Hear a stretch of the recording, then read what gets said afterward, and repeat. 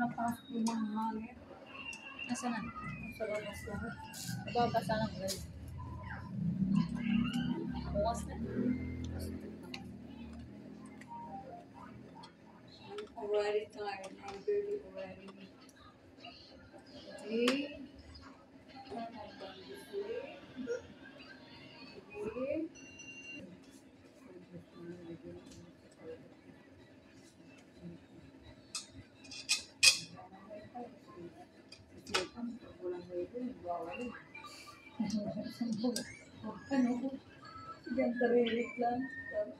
Kasi yung tubo yung ulo.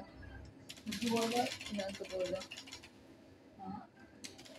Nailing mo na sa mga gold. Sa mga gold. Sa dingding. Saan? Sa dingding. Ay, nakikita. Nandun sa loob ng kwarto. Mga nakakabit sa dingding. Kala mo mga ginto ito yun ako binibili. Hindi mo pa sinabi, pag sumahod siya, kukunin mo siya 750. Oo. Sabi mo kasi, inabunungan ka mo yun. Kailangan na yung pambayad. I-ano mo na, itao mo. Sabihin mo na lang ako kamo na lang. 750. Sabihin mo ako nagmahal.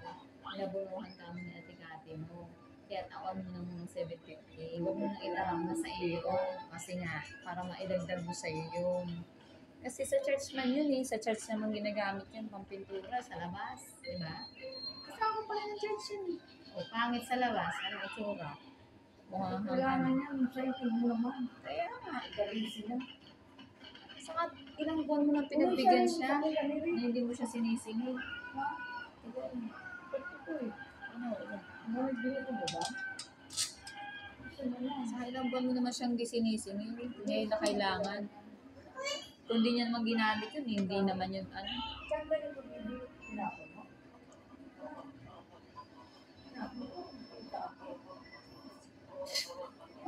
Confidence. Kiss mo si Lola para di mag-ano. Kiss mo si Lola. Yun. Kiss mo sa noo. Kiss mo sa noo si Lola. Kiss mo sa noo si Lola.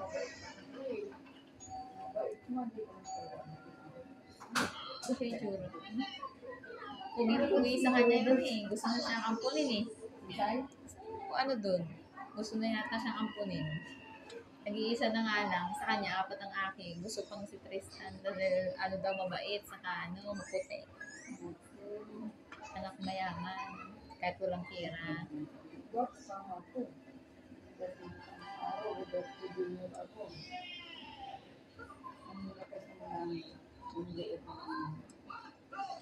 Ano ni Papa mo? Nasa dugo. Sabi niya, ano sinasabi niyan? Ba't maputi? Nato.